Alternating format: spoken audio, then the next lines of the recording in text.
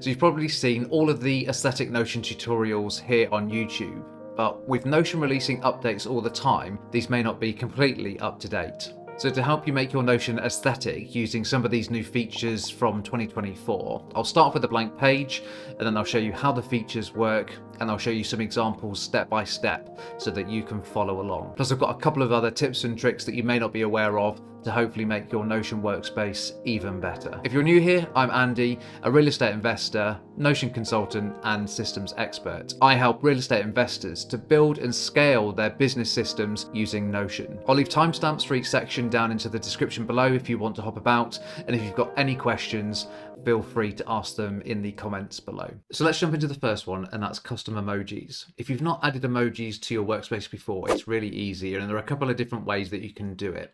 So first up is, like a lot of things in Notion, just use the / menu. So if you just press /, type EM, you get emoji, click on it, and that'll bring up the emoji picker. And from there, we just need to go and select the one that we want to go and add. You can also press the colon key on your keyboard and then type the name of the emoji. So for example, we could just type in smile. That'll bring us a few smile options. And again, just go and pick the one that you want. And then lastly, there's the picker for your operating system. So I'm on a Mac. So if I just go and put Control Command Space, it will again bring up the picker. And if you're on Windows, it's the Windows key plus the period or the full stop key. Now to customize our page further, we can actually add our own emojis. And you can again do this in a couple of different ways. Firstly, if I again press / and EM, when we click on emoji at the bottom here, you'll see that we've got these 4 squares which are custom. So you can see some of the custom emojis you've already added. And then we've got a plus here or a plus on the bottom right hand side. So if I just click on the add emoji, we've then got the opportunity to upload an image and also give it a name. So I'm going to upload, and let's say that I wanted to have a thumbs up. So this is actually a GIF as well. So it will move when we go and add it. So I'm just going to double click on the thumbs up. It's showing us how it looks in both light mode and dark mode. And then I'm just going to give it a name, which is just thumbs up. So I'm going to delete that code. And then when we're happy, just go and click on save. It's given us the confirmation that it's been uploaded, and it's also added it to our workspace. And as you can see, if I hover over it, we've got the thumbs up, and it's also moving because this is a GIF. If I was to then press colon and then thumbs up, you can see that as well as the standard emojis, we've also got our new thumbs up there as well, and I can add it in that way. So let me give you a couple of examples of ways that we can use these custom emojis.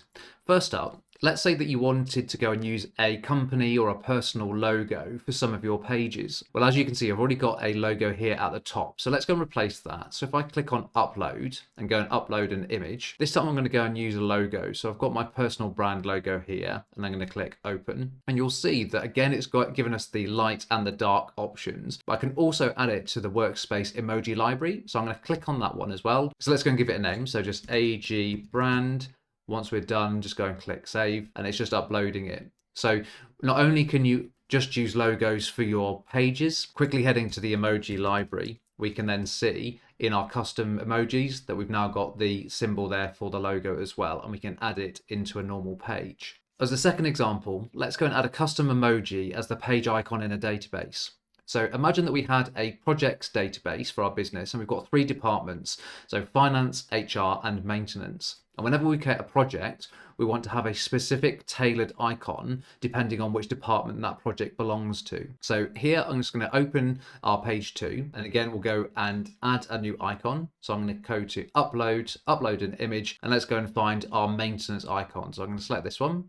It'll upload it. We can see that it works in light mode. Add to the workspace emoji library. Let's just call this maintenance and then save. Great. And once it's uploaded, we'll then be able to select maintenance as the department, and we've got the custom emoji as the icon. So that when we look at our projects here in a list, it's quite quick. We can quickly identify that this is a maintenance project because it's got that specific icon. And we can use that throughout the workspace to give you consistency on pages, projects, databases, and overall it'll improve the aesthetics of your workspace. Lastly, as a quick tip, you can also add icons quite quickly and delete them through the main settings menu. So on the top left, go to the 3 lines, head down to settings, and you'll see here that we've got on the left hand side emoji. And here, when you click here, you can see all of the emojis that we've already uploaded. And from here, for example, we can click the 3 dots and delete one. just like that, and then confirm.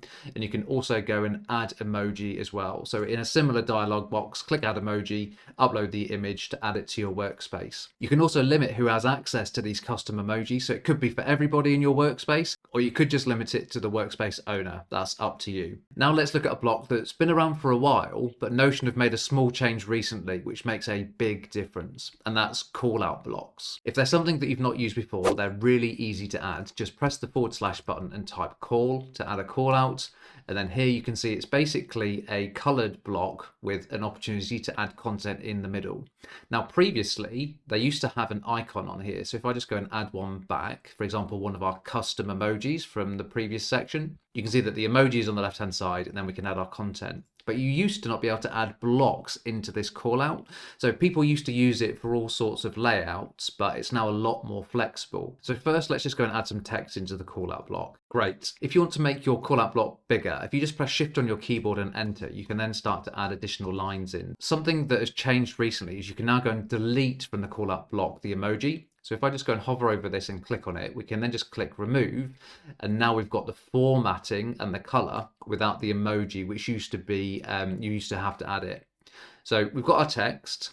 Next up, let's go and just change the color of the background. So if you click on the 6 dots, color, you can change it maybe to yellow, but also what's quite nice is you can remove the color so it's transparent. So instead, go to color, click default background, and now we've got a nice border, but we've not actually got any color in it. Another change is that we can now add other blocks into this callout block, and you can do that in a couple of ways. Firstly, if we press return to go and start a new section and then press /, we can then go and add a block. So for example, let's just go and add a heading. So let's type here heading 2, and now we've got the much bigger boulder. So, and again, press Shift and return again. Let's press /. We can also go and add other things. For example, we could add a table here as well. And all of this content is within this nice frame. So it's a really nice way to go and section and frame your content. You can also go and add blocks into this callout by just dragging and dropping. So you'll see here that I've got a toggle list. And if I just click on the 6 dots, we can just drag them into the callout, and when we get the line, just let go, and we've now moved that block in as well. So let me go and show you 3 practical examples of how you can actually go and use this. First, let's imagine that we had a paragraph of text in Notion, and we wanted to go and highlight a certain sentence or paragraph. So it would look just like this. So we've got some example text, and the callout block is here on the right hand side. So to do this, we just go and firstly add our callout block, so / callout. We'll go and grab the 6 dots and drag to the right hand side, and you'll see this line appear which suggests it's going to put it to the right hand side, and release. And we've now got our text on the left and the callout block. We can also go and hover for this vertical line, drag it so that we can resize things. Now let's go and pick out the text that we want to highlight. So for example, we've got this sentence, so I'm just going to highlight that, press Command on my keyboard and paste it into the callout block. Now we could leave it like that, but let's do a little bit more formatting. So we could go and highlight the text, and then hover and here select and turn it into maybe a heading. So that'll make it a bit bigger. We could go and again press Command and I on our keyboard to make it italics. And we could also go and color it. So I'm going to highlight it again, go to the color picker, and let's go and make that blue. We could also go and change the color of the callout block in the background. So I'm going to click the 6 dots, color, let's make that yellow. And now we've gone and highlighted a specific piece of text from our paragraph. Next, we can use a callout block to group navigation bar items together like this. To do this, press / on your keyboard again to get the callout block. And inside it, we're going to add various items. So a different way to add a heading is if you just go and press different hashes on your keyboard, that'll give you the different headings. So I've got 3 hashes and then space, and we can see that we've got heading 3. So I'm just going to call this navigation bar. Then press return and press 3 dashes on our keyboard. That then goes and gives us a horizontal line. Then we can add our page 1, page 2, and page 3. We can also add a button to our callout. So I'm just going to press return and then shift return and then return again, so that we've got our write something and then / button. And then I won't actually add the whole button, but you can go and add all the details in there, and then done. So we've got our button. Great. Let's go and make it look like the one above. So click on the 6 dots. We'll go and remove the color default background. We now just need to go and add the columns. So I'm going to show you a different way to do this compared to the dragging we did in the earlier example. So if you press / and then col, we can then go and create different numbers of columns. So I just want 2. So select 2 columns, and then we can click the 6 dots and drag it here, and you can see we've got a half bar, so that suggests it's going to be the left hand column, and then release. And then in the right hand column, I can just go and select the text that I want, press Command C on my keyboard and go and press Command V to paste it. And we've now got our menu bar on the left and our text on the right hand side. And again, just go and drag the vertical bar here to go and resize it. The last call out example is about drawing attention to specific information. So here you can see that we've got some important dates. I've actually put a table within this call out block, and I've even kept the icon. In the same way, let's go and add our call out block. I'm going to go and create a separate table, so /table, and I can go and drag this into the call out block. Here we can go and press the 3 hashes and then space to add our heading. So this is going to be important dates. And to add the icon back, click the 6 dots. We've got icon, and I'm just going to search for calendar so that we can add that in. Click on it. It's now added the calendar, the important dates, and of course you can go and color the table using color here. So let's make that blue, and you could add all the various bits of information, and again just go and color the call out block to whatever you want. So there you have 3 different ways to use the call out blocks with and without the icon. If you're finding this video useful, I'd really appreciate it if you'd give it a thumbs up so that other people find it too. Thanks. Final example I've got to show you to make your Notion workspace more aesthetic is coloring buttons. Now, if I open this and we look at a couple of examples, imagine that you've got a projects database and one of the buttons is going to do a good thing like add a new project. Maybe we want that to be green, and another button may delete some records, and so we want that to be red. So it's really easy to do this. Just go and highlight the button 6 dots, and let's go and make this add button green. So click green background, and you will now see that that button is highlighted in green. And then for reset all pages, I've already got the exclamation mark, but let's go and make this even more obvious by coloring it in red. Great.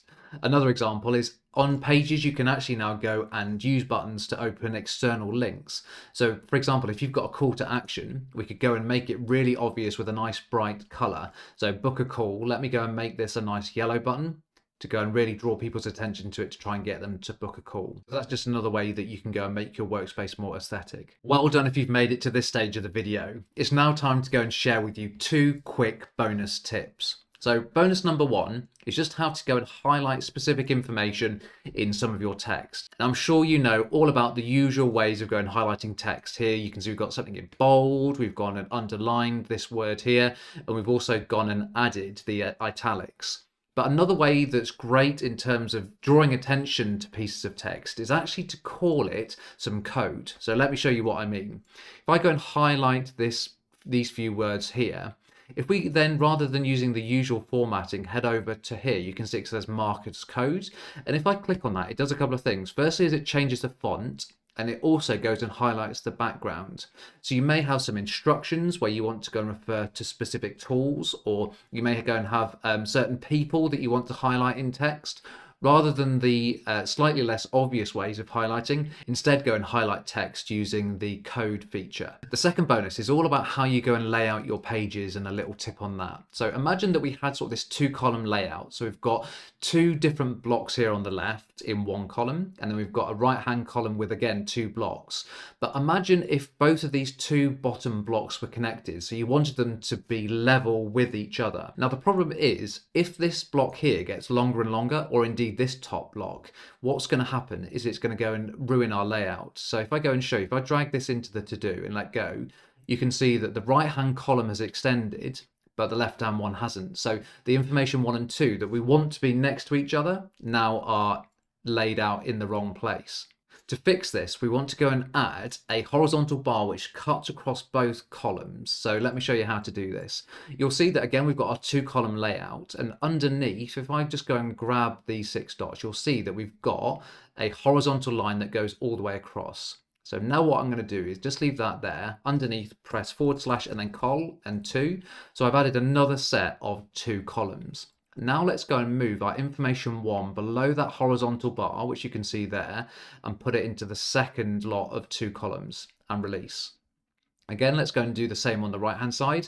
So grab information 2. You can see there's the horizontal bar, and I'm going to drag it. We've got the half bar there for our second column, and release. Great. So now if I was to go and drag our text into the to block here and let go, you'll see that because we've got this horizontal bar which cuts all the way across, information 1 and 2 have both dropped down in the same position. So it's just something to bear in mind with your layouts. Now, it has added a bit of a space here, but if these blocks weren't colored, you wouldn't notice it. But it's just a way of going and keeping tabs on what's aligned horizontally if you've also got columns. If you want to take this to a whole nother level, try building a whole Notion dashboard by following the video here.